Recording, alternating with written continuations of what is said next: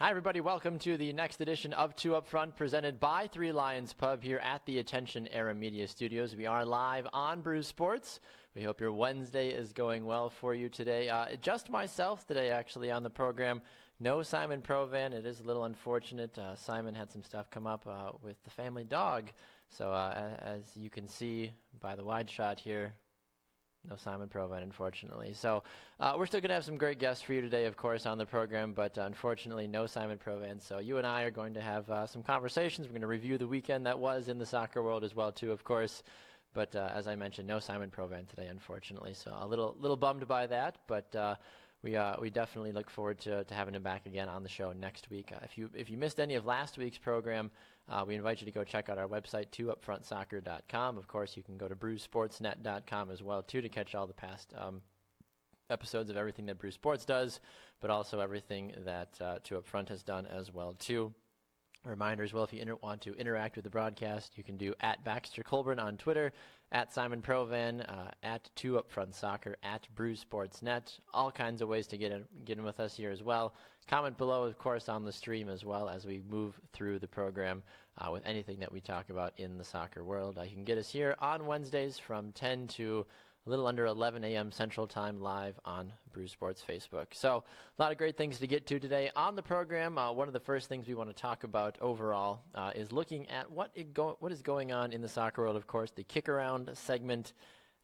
The big thing that I think a lot of folks are circling in around, at least the U.S. soccer realm as a whole. I think some people are really excited about the U.S. men's national team U20s claiming their first CONCACAF U20 championship. They won it in a shootout versus Honduras. I know if Simon were here, he'd be all over the U20s. He's always a big supporter of the youth systems that we have here for the men's and women's national teams. And we've been tracking this the last couple of weeks. And then we're going to talk about it today in detail. But then, of course, as we mentioned with Simon not being here today, we're going to address it the way we are now. So some big news, some exciting news, of course, for the U.S. U20s. You look at they won a shootout victory after following a 0-0 draw with Honduras. With Honduras. That's what it was. They won 5-3 in penalty kicks. So a big monumental thing here for U.S. soccer, because this actually gives the U.S., like I said, their first CONCACAF title ever at the U20 realm. U.S. captain Eric Palmer Brown, a player for Sporting KC, was named. He was awarded the Golden Ball as the tournament's best player. While Jonathan Klinsmann, yes, former men's national team coach Jurgen Klinsmann's son, won the Golden Glove for best goalkeeper. Now, you hear things like this, and you have to feel like there has to be a lot of positivity now for the U.S., at least at the U20 level. You've got these great players in the youth system that also play some of the best college soccer, and some of them play for some of the better MLS teams as well, too. I think that's a huge accomplishment, honestly, if you look at what this program has been able to accomplish here.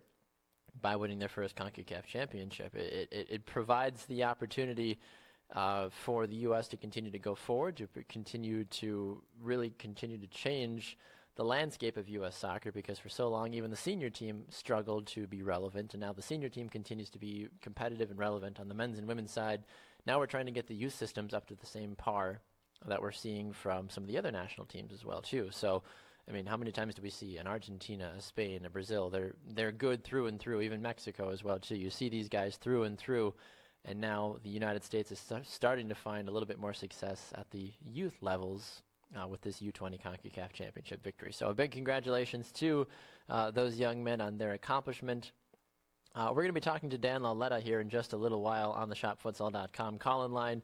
About the U.S. women's national team crashing and burning in the SheBelieves Cup, only getting 3 total points from the 3 games that they played. Just an absolute waxing that they had to go through last night against France. Granted, RFK Stadium looked like a dumpster fire in terms of the state of the field.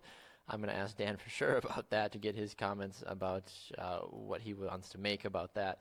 It is kind of upsetting, though. I mean, the conditions that some of these gals had to play in, or even just these teams as a whole. I mean, I understand you want to bring soccer to the United States, and like I said, I'll get into this with Dan a little bit more, so I'm not going to give you all my hoopla and whatnot on that. Did you see that the United States has their Gold Cup draw officially? They're going to be playing Panama, Martinique, and either Haiti or Nicaragua in the 2017 CONCACAF Gold Cup. Those games July 8th, 12th, and 15th. Those games will be held at Nissan Stadium, Raymond James Stadium, and the other one is escaping me off the top of my head, of course. However, you'd like to think, you look at this group, Panama, I know, has given the United States a little bit of trouble in the last couple of years. Martinique, not terribly worried. Whether it's Haiti or Nicaragua, the United States, I feel fairly confident is going to march forward winning that game. And then, yeah, I feel like the U.S., on a quick glance, on a quick First Energy Stadium in Cleveland, okay, is where's that last game that either Haiti or Nicaragua game is going to be held. I feel like the United States basically got dealt the easiest group. Panama's going to be the hardest team that they're going to have to futz with. Haiti or Nicaragua aren't going to do anything. Martinique, not really expecting much from them as well, too. So I feel like the United States can at least breathe easy. I don't think we're going to see a lot of tinkering from Bruce Arena like we did from Jurgen Klinsmann. We know that Klinsmann, of course, was very, very, very lovey when it came to tinkering and changing his back line and changing the starting rotation. And he's basically changing everything. I'm surprised he didn't. I mean, he basically changed himself right off a job, basically, is what it came down to. United States, they have one of the easiest groups in my personal opinion. I think that they will do just fine. The U.S. apparently, though, and reading this as I'm telling you a little bit as well too, the United States is 6-6-5 overall against Haiti, and has gone 2-0-1 during recent CONCACAF play. So obviously Haiti's been a little bit more difficult in years past than the United States would like. However, I feel like the United States is going to bring a lot of their big dogs, their big guns out to this game. Not really worried, in all honesty, about who they think. I feel like they're going to at least get a minimum of 6 points out of the group. And then I think, like I said, Panama is going to be a challenge for them. But realistically, though, this is going to be a very easy path to at least the knockout round. Bruce Arena was even quoted as saying it's a perfect year. Perfect years to qualify for the World Cup and win the Gold Cup. So he's trying to shoot for the stars here and saying, hey, let's get through qualification. We know the U.S. has dug themselves into a little bit of a hole recently. Let's qualify for the World Cup, and let's go out and win the Gold Cup in our backyard at the same time. If you want to talk about a successful first year in coaching, Bruce Arena, I think, would certainly take that. I think a lot of us would take that. If we could, get that promotion at work and then also go land a big deal at the same time, I feel like most people aren't going to be too mad about that, in all honesty. So keep an eye on that. Drop your predictions below if you think the United States is going to sweep their group in the Gold Cup. Are you worried about any of the teams that they have to face? Panama, Nicaragua, or Haiti, or Martinique as well too. So those games, as I mentioned, coming up in July will be the time for those games to take place. We're going to speak with Dan Lauletta here in just a moment, as I mentioned, on the shopfutsal.com call-in line. I was really excited to talk with Simon this week, but as I mentioned, since he's not here and since Simon is out sick this week, I don't know if anybody saw this or not, the Bob Ross tifo that the Portland Timbers put on display. If you guys watched the Bob Ross PBS specials back in the day, he would always, have that. First of all, Bob Ross's hair, right? Can I get an amen on the Bob Ross hair? Seriously, holy cow. Super jealous of Bob Ross's hair and what he is able to do. But you look at what the Timbers did. They are notorious for the tifos that they put together. And the Timbers were able to put together this Bob Ross painting the trees, paint the pretty little trees, basically. And it was just an epic, but also kind of a funny thing at the same time. So props to the Portland Timbers for their tifo game being on point opening weekend, as they also then would proceed to go and just throttle the Minnesota United Loons 5-1 as well. So we'll talk about that a little bit later on. Time to talk about another unfortunate throttling. The United States losing 3-0 to France last night and finishing last in the SheBelieves Cup. We get to talk to the Equalizers. Dan Lauletta now on the shopfutsal.com call-in line. Dan, happy Wednesday, sir. How are we doing today? I'm doing pretty well. Thanks for having me. How are you guys? Not doing too bad. Like I said, I don't know if you heard or not, no Simon today, unfortunately. His dog is out sick, so Simon is out sick as well, too, unfortunately. So You're stuck with just me today, unfortunately, Dan. We'll make the best of it. Absolutely. I feel like you and I would at least, put a goal in the back of the net during a game in the SheBelieves Cup. But let's talk about this. The United States finishing last, getting 3 points from 3 games. realistically, I mean, I think a lot of people were, at least in my opinion, were a little mixed about how they thought the U.S. was going to finish in this tournament. Anytime you get four of the best of any sport together, somebody's going to finish in last place. It's obviously it's the nature of sport. Someone's going to finish in last place. Someone's going to underperform. But what were your takeaways from how the U.S. did here in the SheBelieves Cup? Well, you also had the three teams getting ready for the Euros, where the U.S. is on a little bit of a different cycle, and they're literally at the beginning of what is intended to be a build-up for the 2019 World Cup. That being said, I don't think it's easy to take away a lot of positives, to be honest with you. I would went agree. three games. They scored one goal. It wasn't exactly a team build-up goal. It was an individual effort by Kristen Press. She hit the crossbar. Keeper and defenders are out of position, and Lynn Williams cleans it up. They all count, of course, but you want to have more team build-up goals. Yeah, they left some chances on the table, maybe against England. There was a ball cleared off the line yesterday that would have made it 2-1 when France was running over them. But I didn't see a lot offensively. And then you look at what France was able to do. Now, France is quick. They might be the fastest team in the world at this point, but France really exposed every weakness that the U.S. had with this new 3-5-2 formation that Jill Ellis is kind of insistent upon running. So I don't know that any one person stood out. Rose Lavelle had a real nice debut, but she was a lot quieter, really, yesterday against France. So I don't know that anybody stood out, and I don't know that there's a lot that you leave this tournament from the United States perspective and say, hey, this was great. This is something to build on. And the next two games are against Russia, and that's not likely to give a whole lot of clues either. And that was kind of one of the things that I was taking away from. I was able to catch the tail end of the USA-England game just off of work obligations, and then I was able to just see most of the big highlights from the U.S.-France game last night. One of the things that I noticed, and correct me if I'm wrong, because I know you were able to catch all the games, but does Carly Lloyd seem slower and just less effective as she used to be? Well, I don't know that she seems slower than she used to be, but I think she's in a position where right now where movement is a big key. And I think probably her best, what Carly Lloyd does best is score goals. I think if you look at the totality of Carly Lloyd's career, she has built her resume on scoring big goals in big games. 2 Olympic gold medal matches, and the World Cup final was one of the iconic 16 minutes in recent American sports history. Correct, yes. But Carly Lloyd, week in and week out, game in and game out, is not a player that has traditionally had a huge impact on the field. Now, last night in particular, I thought it would have behooved Jill Ellis to maybe take Carly Lloyd out of the game at halftime, because she played all of the first game. She played most of the second game. Understandable to a point because of her local ties to that area. She's also the co-captain. But at halftime yesterday, she really had made no impact on the game. And I thought that Jill Ellis in this period, and she's the first one to acknowledge it's a period of development and experimentation, put somebody else in that spot. Put Alex Morgan in that spot. Put Lindsey Horan in that spot. Put anybody in that spot.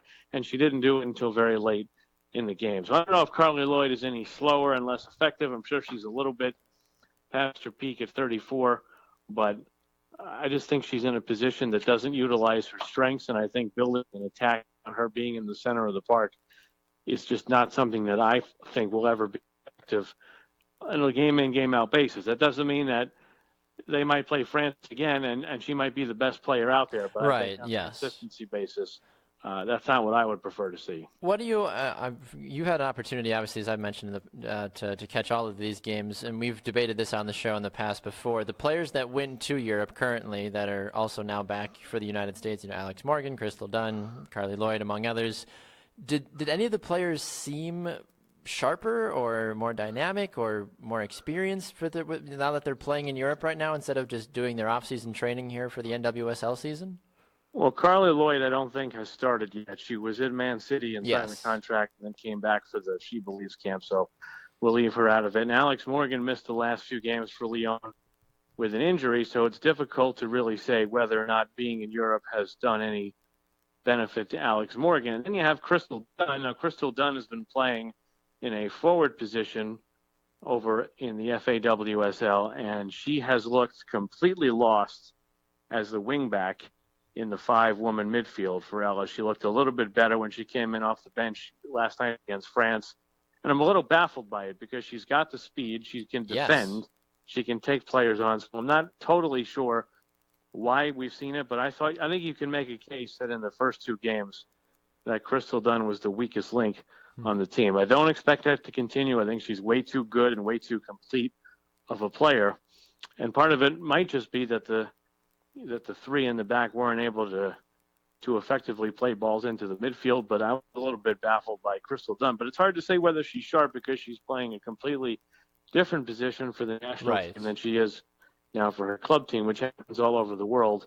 But it's tough comparison. I think maybe we'll see a little bit more, maybe come April or maybe a little bit later on. I'm not sure anybody's been there and really been in the mix enough time to judge. Yeah, and I would agree with you on that one as well, too. We are talking to Dan Lauletta on the shopfutsal.com call-in line of the Equalizer. So where does the United States go from here, Dan? I know one of the other big questions surrounding the tournament was the goalkeeper situation as well, too. Did we get any other solid answers of who the true number 1 should be going forward?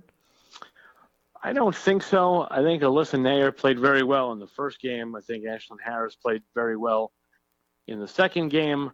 And I think it's difficult to judge a goalkeeper in a game like last night when your midfield and your back line get completely run over. Yes. I still think Alyssa Nair has a little bit of an edge. I think Nair's a better keeper than Ashlyn Harris. That being said, style-wise, you can make an argument that maybe Ashlyn Harris's style fits this current formation a little bit better because Jill Ellis was very proud on Saturday that the keepers hadn't punted in 2 games, and I don't think that Nair punted at all last night either. So that would be 3 games and no keeper punch. She wants everything played out.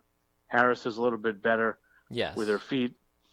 As far as where do they go from here, I mean, honestly, I think Ellis needs to sit down and make a decision here. She's trying to install this 3-5-2 formation. She's making it seem like it is much more difficult than I think it should be. And I wonder, is she making up a formation and then deciding, okay, we need to figure out who plays in this formation, or is she looking at the player she has and saying, this is the best formation for us to play? And I know there's a lot of consternation about Allie Long in central defense. Agreed. And she'll have better games, obviously, than last night.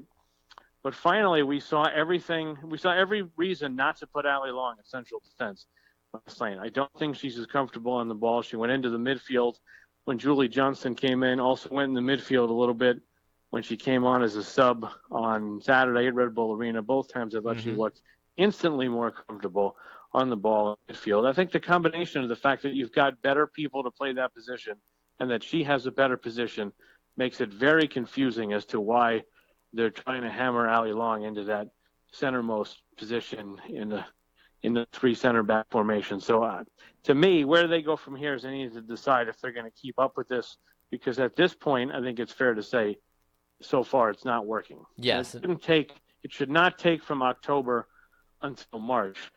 You're still tinkering with the formation. And I don't mean tinkering. I mean, it shouldn't be that you're still trying to figure out how to play it when you've got a good number of the best players in the world on your roster. That's just my opinion. Go to the NWSL Championship. Jim Gabera installed a very similar setup in a week. Yeah. And more or less, that formation worked out for him. The U.S. has better players. It shouldn't be taking this long. I would agree with you on that one, absolutely. Yeah, the Allie Long debate is something that Simon and I have talked about a lot as well, too. And we had Allie on the show about a month and a half, 2 months ago as well. We asked her about it as well, and she did allude that she is more comfortable playing that midfield position. And as you mentioned, as soon as we saw her back in that, comfortable home that she likes to call the midfield, a world of difference, honestly, than trying to be that that woman on an island. And I think Allie Long is a fine player, and I've heard from a lot of people that she is working harder than you can imagine at trying to become a better central defender. Agreed. I just don't think it suits her at this level. I mean, think about it. She's going to go back to her club now. Yeah. And barring anything really strange, she'll be in the midfield. And Emily Sonnet, who was on the SheBelieves roster and didn't get a minute, will be playing in central defense with Emily Menges, who a lot of people think is good enough to get a call in and get a bit of a call in late last year. So think about that dynamic where you have Sonnet. I mean, I don't think that it's going to even be a question that Sonnet and Menges are the center backs in Portland with Long playing higher up the field. I would agree with you on that one. One thing I was curious to get your opinion about, did you see or hear any backlash about the terrible field conditions of RFK Stadium? Not that RFK is, Old Trafford, but it looked pretty crappy last night, honestly. Well, I wasn't there, and I saw obviously that fans were not pleased about it beforehand, but I didn't hear anything about it afterwards. It was also raining pretty good from like midway through the first half on. That makes the field slick and probably takes away from the field being perfect to be, but you know what? DC United's building their new stadium. True. I think that's actually happening now. And there's a lot of great things about RFK, but they have not kept it up well. I haven't been there in many years, but I know there were some seats falling apart and some places where it's leaking. So maybe we won't. Maybe next time we go to DC, we'll be playing in a different stadium. That would certainly be something, that's for sure. All right, final thing, Dan, before we let you go, your overall impressions of the youngsters, Mal Pugh. You already talked about Rose a little bit as well too. How did the youngsters fare now, getting a shot to be around some of these veterans again for an extended period of time?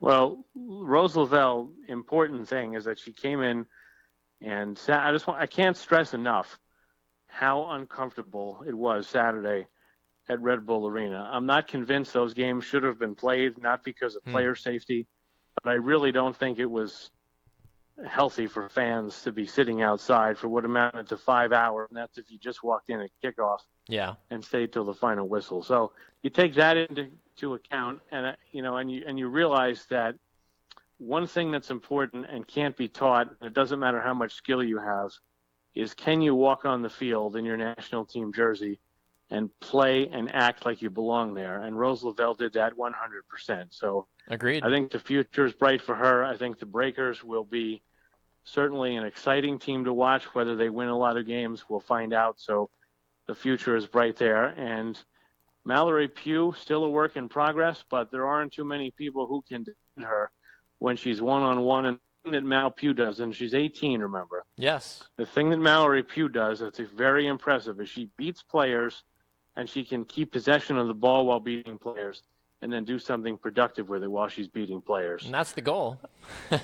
Absolutely. So, she's just coming back off of an injury. She hadn't played a whole lot since the Olympics. So I think she still has some things to work on with her game, because you don't want to become the player that only takes on defender V1, because then the opponent just sends over some help. And if you don't have anything more to your arsenal, then that becomes a problem. But, we'll see what happens, because Pugh apparently is going to still be enrolled at UCLA and play in college. She should be pretty dominant, especially on that UCLA team. And but I think, the future is bright for both. We didn't get to see Brianna Pinto. I thought maybe last night, 3-0 down, 15 minutes I was to go, kind of get the thinking first that, tap jitters out of the way. Maybe they already told her beforehand she wasn't going in. She wasn't mentally ready for it. But, you have to assume that she'll be back. But, to be honest, I don't know a whole heck of a lot about her. Fair enough. All right, Dan, good stuff. Where can people find your work and find you on social media as well? Well, it's equalizersoccer.com, and I've got a post up from last night about my thoughts on the game, both the U.S. and France. And by the way, let's not take away from France. France was extraordinary. I was going to say, all the credit in the world to France. They looked fantastic, honestly. The U.S. had its flaws, but the reason they showed up so much is because France was able to exploit them. And the Twitter handle is Dan Lauletta, and that's Lauletta. Awesome stuff, Dan. Thank you so much, sir. We'll talk to you again soon, all right? Thanks, Baxter. Appreciate it. All right, there goes Dan Lauletta of the Equalizer on the shopfutsal.com call-in line. Some good stuff from Dan, a lot of thinker kind of things. And that was the big thing that I would think a lot of folks were so concerned about going into this game going into this tournament as a whole, was the goalkeeper battle, where Ali Long was going to play, how the youngsters were going to do, and really the state of some of those international players coming in as well, too. And as you kind of heard from Dan, nobody really got an answer. Aside from Ali Long, she should not be at center back. If there's one thing that we learned, it's Ali Long is not a center back. I don't care that she's 5'11", 6 feet tall. Just because you're tall and strong doesn't mean you should play on defense. She is also a vicious presence in the field, in the midfield as well, too. And I think Portland almost won an NWSL championship last year because of the play of Ali Long. and I think they're going to be even better this year. So, keep that in mind, Mark Parsons and Portland, as you go into the season. Allie Long is not a center back. She is a midfielder that is creative, that can stretch the field, and can, most importantly, get up the field and score you goals as well, too. I mean, a UNC product all the way. That's what UNC players are taught to do. They're taught to get up the field, they're taught to defend, they're taught to shoot, they're taught to score. UNC, a soccer powerhouse in the women's college world for a reason. All right, so good stuff from Dan. We're going to be hearing from Kyle Tait as well, too, from about Atlanta United's opening day. He was there at the stadium to see the chaos and excitement of Bobby Dodd. I love the name of that stadium, Bobby Dodd. Such a Georgia thing, honestly. One of the things I actually want to talk about really fast, aside from the U.S. women's national team, is if you haven't looked, 538.com has their forecast and power index ratings for 9 soccer leagues. So for those of you that are big soccer fans, you need to go check this out, because they have the upcoming forecast for the NWSL season. They've already got it rolling for MLS as well, based off of current results, and it's an ongoing sort of a thing that they do. But I wanted to get people's raw reactions about how some of these ratings have kind of come down the line for the NWSL.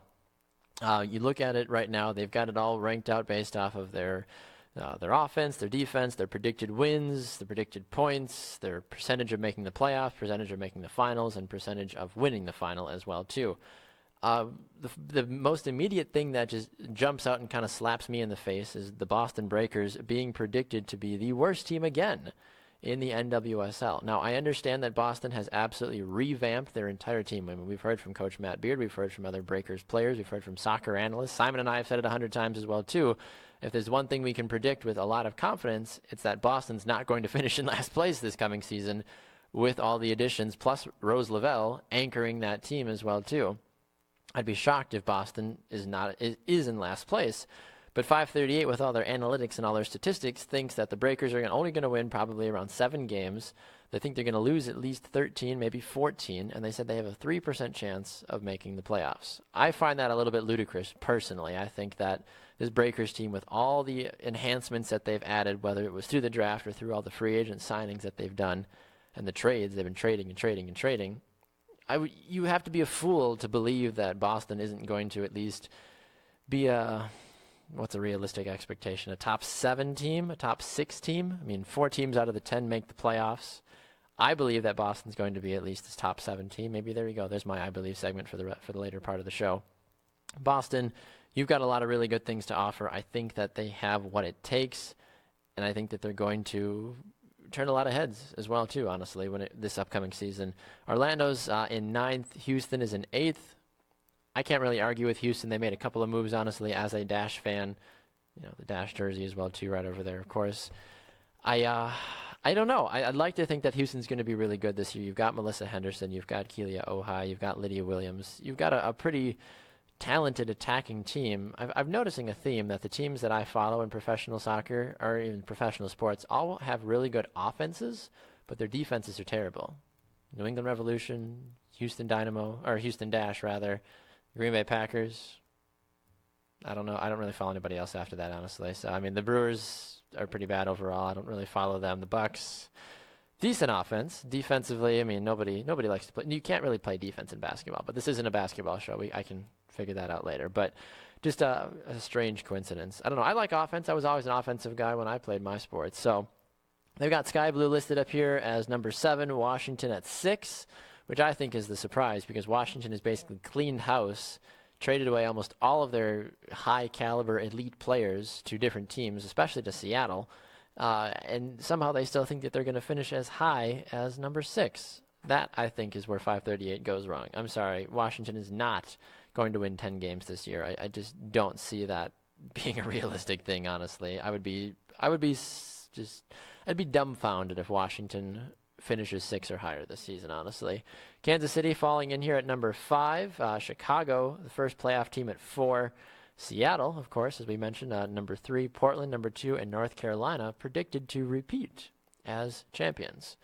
Well, obviously, that makes the most sense. And Simon and I have talked about this on the show as well before. You replace you replace virtually nobody. You just change a you just change location. That's all they did. How many people have the Courage lost this offseason? Not hardly anybody, honestly. They've got their head coach back. They've got all their good players back. Lynn Williams, Jess McDonald, Sam Mewis, among others. I mean, how do you argue against that the Courage aren't going to at least be a top 3 team again? If you lose virtually nobody and you won the championship last year, you'd like to think that you're going to be even, equally about the same this year. The argument, of course, with that is that, well, you stayed the same with your great players and the rest of the league kind of went up, then you would also assume then the other teams like Portland and Seattle and Chicago who have been making moves in a positive direction may drop now because of that. So, yeah, it's strange. Do I think that the Courage are going to finish first in the standings? Not necessarily even win the Cup, but finish first? No, I don't. I think that they're going to be a top 4 team, absolutely. I think number 1 is a bit high, personally, come prediction stance. They have a 17% chance of winning the NWSL final, according to 538.com, a 65% chance of making the finals. And then you've got Portland and Seattle, who are right behind them at 54 and 56%. That's kind of strange, though, honestly. I'm looking at this 538. Seattle has a better chance of making the playoffs, 56%, over Portland, who has a 54%. However, Seattle is listed as 3rd best overall, so they're going off of goal difference here, of course. So, cheeky goal difference gets me every time. All right, we need to move along with the program here. Like I said, we're going to be talking to Kyle Tait from 92.9 The Game down in Atlanta here in just a brief moment.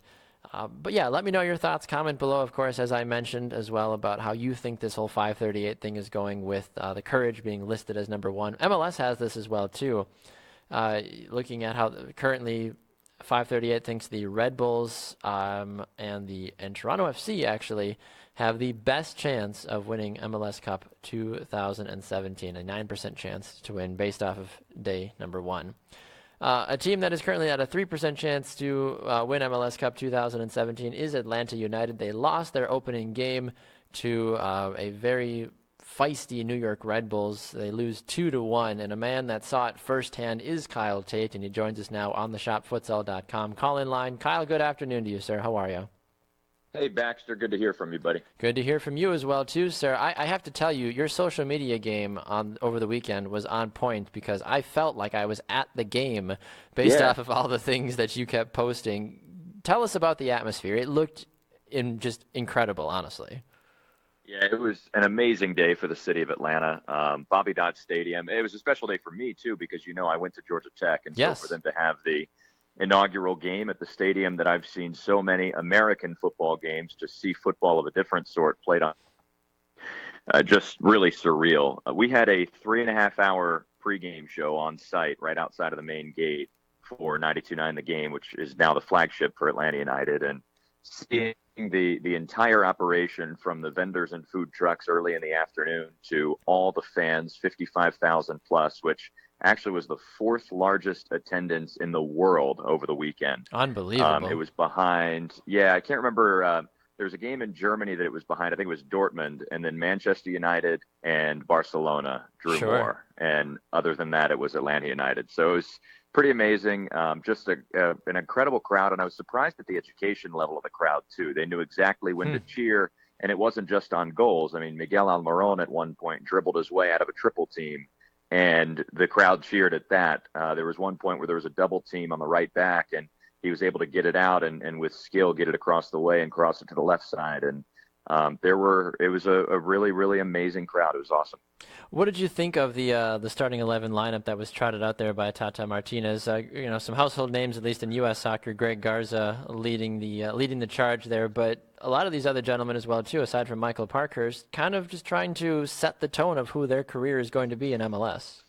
Yeah, and that's one of the things that Darren Eales, the team president, who came over from Tottenham about 2 years ago when the team was announced, that's what he wanted to do. He didn't want to go after an old established name like a Kaká or to go further back, a Thierry Henry or a David Beckham in MLS. Yeah. He wanted his DPs to be young, not yet established guys who have the tools but haven't reached their ceiling yet. So he went after 3 attacking guys. He went after Miguel Almiron on the midfield, and then 2 guys in Joseph Martinez and Tito Villalba, who can both play up top. And I think they're going to be 2 of the fastest guys in MLS. I think Villalba has a chance to be one of the fastest players in the world.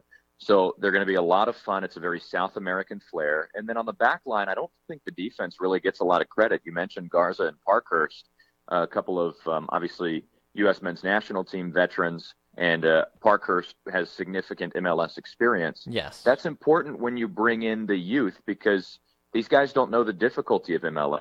There are a lot of travel issues that you run into that you don't have in other countries because it is such a large country, and going from coast to coast and all that travel creates issues.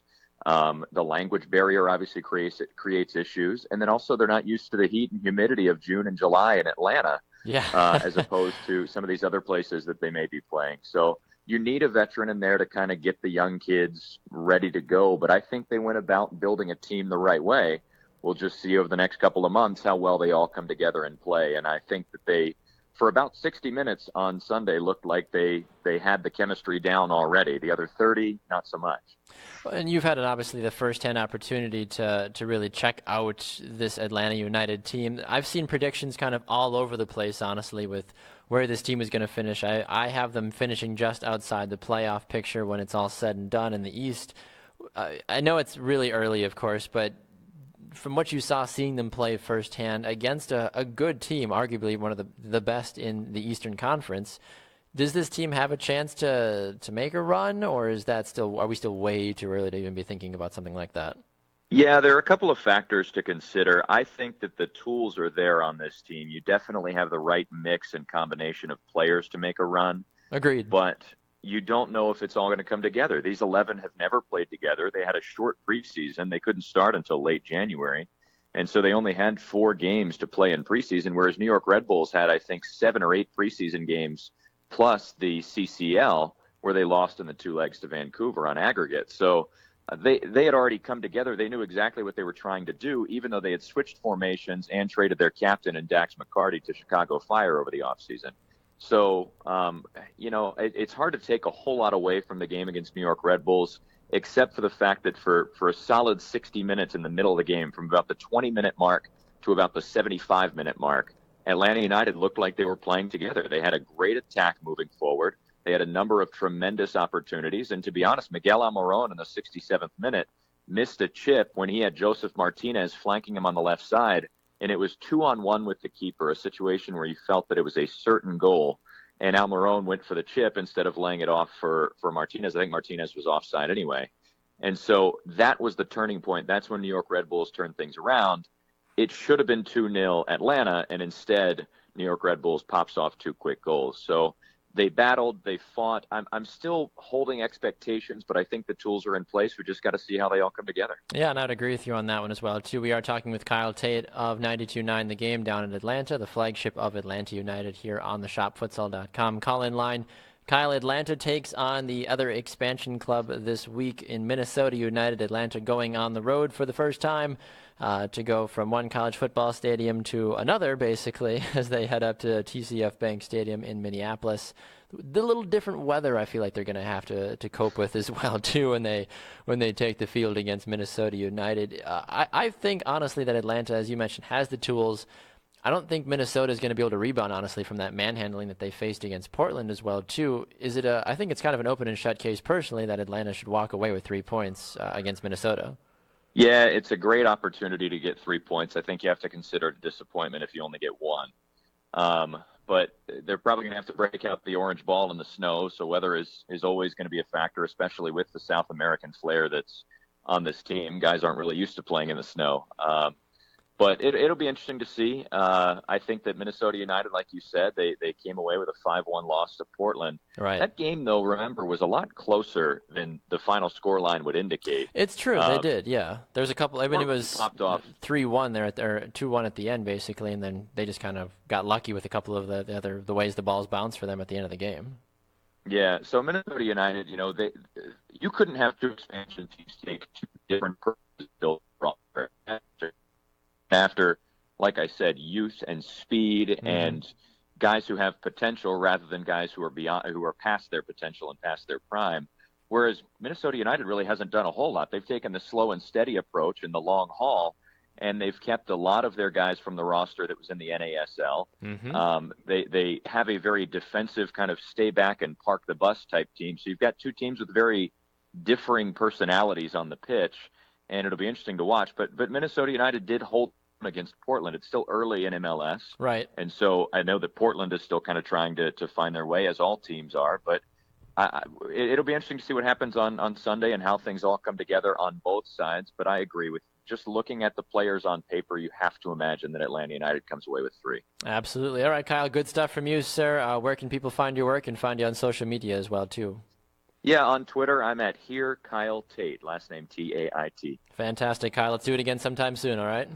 Sounds good, Bax. Thanks. All right, no problem. There goes Kyle Tait on the shopfutsal.com call-in line as we continue on with the program. We're actually going to be joined by Simon Provan here in just a brief moment. He's going to be phoning in to give us his MLS predictions and, of course, his overall MLS thoughts from the weekend that was in Major League Soccer. My New England Revolution, of course, losing in traditional fashion to the Colorado Rapids, but we'll talk about that in just a brief moment. So I believe we've got Simon now on the line. Simon, good day to you, sir. How are we? Oh, doing okay, Baxter. Could be doing better, but taking care of a very sick dog right now. Ugh, never any fun. But I think this is the first time in Two Up Front history in which I'm calling you from a pet hospital. I don't think I've ever been to a pet hospital on purpose, honestly. Right. I think I may have U-turned or, parked to take a nap or something in a pet hospital parking lot once or twice, but there you go. Never on purpose, though. Well, we definitely wish a speedy recovery for the Provan family dog, of course. I think we need to talk about MLS Opening Weekend briefly, if you've got a little bit of free time there, Simon. Sure.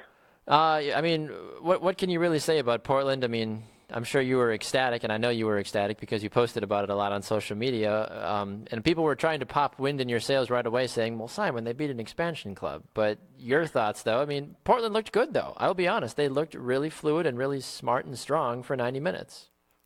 Yeah, I think, my concern still remains with the defense. Maybe things change when Roy Miller gets in that back line after finishing up his contract with Caprisa. But once Christian Ramirez came on from Minnesota, he really figured out the holes in the Timbers defense, so that they do have to figure that out. But considering the rough season they had last year, I don't care if they're playing NYCFC. I don't care if they're playing Seattle. I don't care if they're playing Minnesota United. You start the season with a 5-1 banger, man. That's got to be exciting for any fan. And of course, you do got to feel for our good friend Justin Davis having a rough game there in Portland.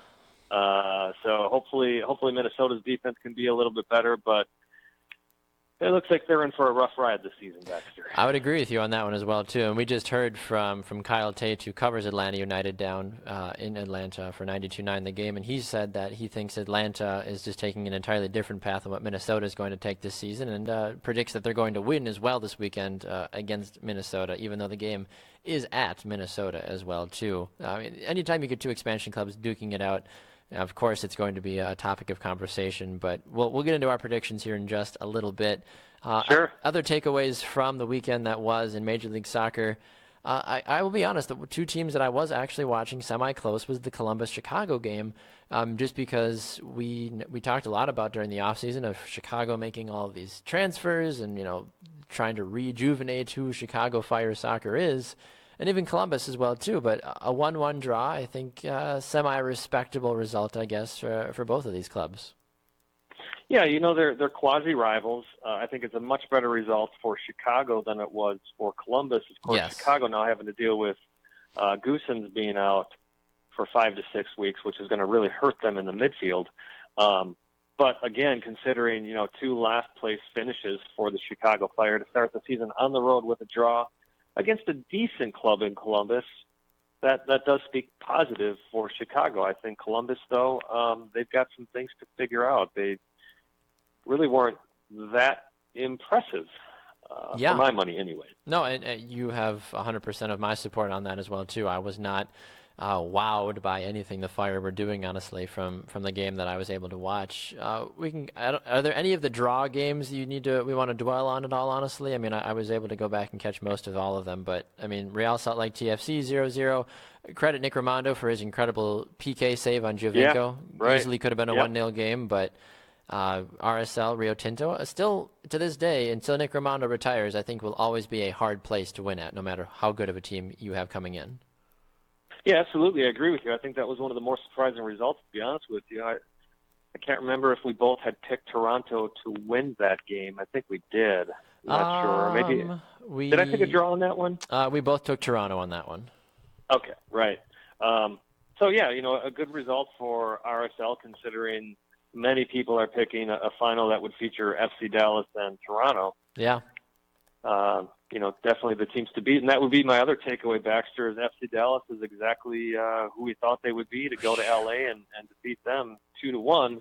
They looked good. They looked real good. Yeah. Yep, absolutely. And the one thing, the other game I want to talk about real quick, the Orlando-New York City FC game. We both had reservations about our own picks of not taking Orlando because of opening that new stadium. But look, to be honest with you, I think New York City FC dominated most of that game. And I know there's articles out there saying maybe Orlando's a lot better than we thought, but I don't think so. I gotta believe that result was a bit of an anomaly for Orlando for the rest of the season. They will, yeah. And now that they lose Kaká as well, too, for an extended period of time, I think that really throws a monkey wrench in what Orlando was hoping to do this season. And you and I had a conversation, even just by phone over the weekend before the game started. We're like, look, if Orlando ends up winning this game, it's because of all the new stadium hype.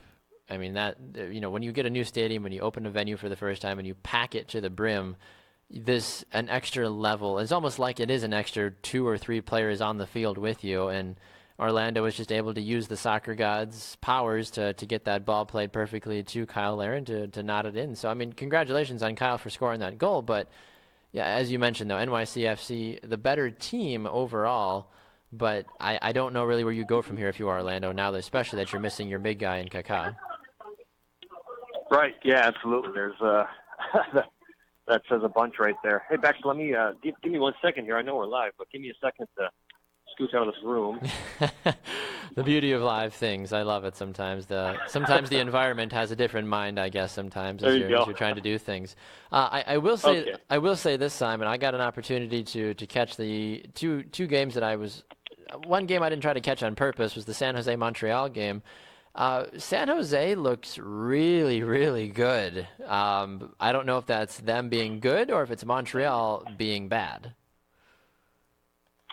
Yeah, I didn't get to see the game myself, to be honest with you, but all the reports I'm reading were saying that San Jose is actually looking to be a really good club. They move the ball really well, honestly. Right, and I guess that's the surprising part for me is we had talked about last week how I felt they've got so many players from so many different systems. Yes. I just don't see them gelling quick enough, but hey, completely wrong about that one.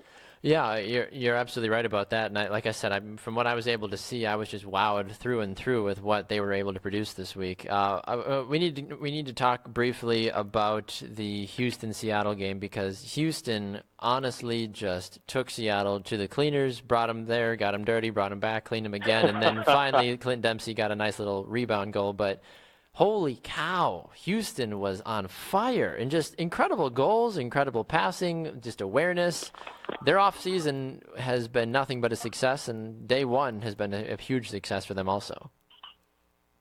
Yeah, well, with our picks last week, you had picked Houston to win. Yeah. I picked Seattle, even going against my grain of what I was saying on our last show, that I think Houston's going to be a lot better than people are predicting.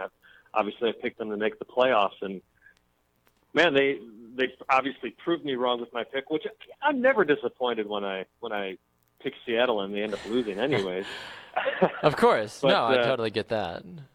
But Houston in the West, watch out. Cabarra's got them.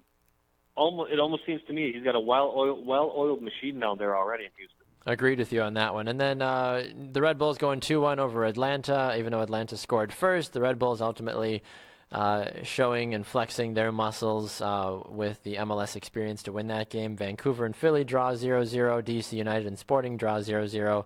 Rapids beat the Revs 1-0. And that was the week that was in Major League Soccer.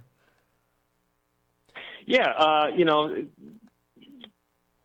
don't know what to say about most of it. I think most people would like to see a little bit more goal scoring over the weekend. Agreed. But but I think there were plenty of exciting games that will keep people interested for week 2. I agree. All right, let's make some predictions here for week 2, Simon, as we get ready to wrap up the program. I've got mine ready to roll. Are you ready to roll with your predictions? I'm ready to roll. All right, Chicago and RSL. Who are you taking? Chicago is hosting. Yeah, I think as well as they did in Columbus, Baxter, I think RSL is actually going to take this one. That's my prediction also. Yeah, midfield injury there that could be pretty massive. So all right, I'm going to go with RSL. Sounds good. The Revolution playing host to the Orlando City Lions, rather. I have a draw in this game just because I didn't see enough from the Revs in their game against Colorado to be excited, but now Orlando as well, too. I really don't know what they bring, especially now without Kaká. I think it's going to be probably a boring 0-0 draw. Yeah, I would agree with you with most of that. There really wasn't much firepower that we saw with New England, but Orlando does have some of that firepower yet, of course, with Kyle Larin. True. But I think they're going to really suffer a lot without Kaká in that midfield. So I'm actually going to take New England, maybe another 1-0 game here. Sounds good. Red Bulls and the Rapids. Red Bulls playing host. I've got the Red Bulls running away with this one. I will go with. I don't think Colorado's going to do much on the road this year. I'm going to take New York as well. All right. Philadelphia playing host to TFC. I've got the Reds taking this game. Wasn't very impressed, honestly, with the Philly performance against Vancouver. I think TFC is going to make them pay for some of their silly mistakes that the Whitecaps couldn't. Well, in future years we'll see about Philadelphia. There's been a lot of write-ups about their fantastic academy. I know Don Garber was just there. So maybe in years ahead, Philly may be the team to beat. But they're not this year. But I'm actually going to take a draw on this one, Baxter. Sounds good. Montreal hosting the Sounders. I think the Sounders are out for blood. However, Montreal can be known to surprise people at times. I'm taking a draw on this one, honestly, just because I was very underwhelmed by what Seattle did in opening week. I think they still have some things to figure out, honestly, in their lineup. Yeah, I'll make this quick. I'm taking Montreal. Okie doke. And then Houston playing Columbus. I've got the Dynamo for sure, probably shutting out Columbus. I'm right there with you. SKC and FC Dallas. I'm going to take FC Dallas. I really believe that this is the club to beat this year. I would agree with you on that one. Also, San Jose and Vancouver. I'm calling a draw on this one, actually. Okay. I am going to say I believe a little bit more in what San Jose is doing, and I'm going to take them for the win. Sounds good. DC United playing NYCFC. This actually, I think, is the toughest game for the weekend for predictions. I think, this is tough.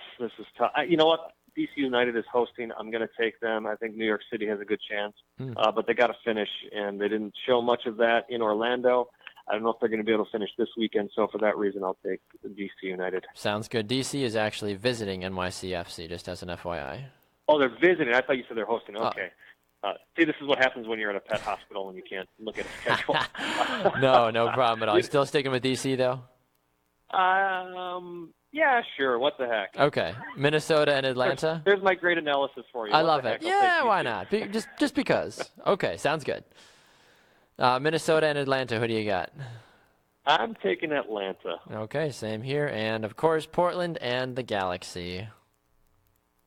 Yeah, I know Portland's on the road. Yep. I don't – oh, boy. L.A. did not look very good in game against Dallas. So maybe they come out a little bit more hungry this time around. Maybe they can expose Portland's defense.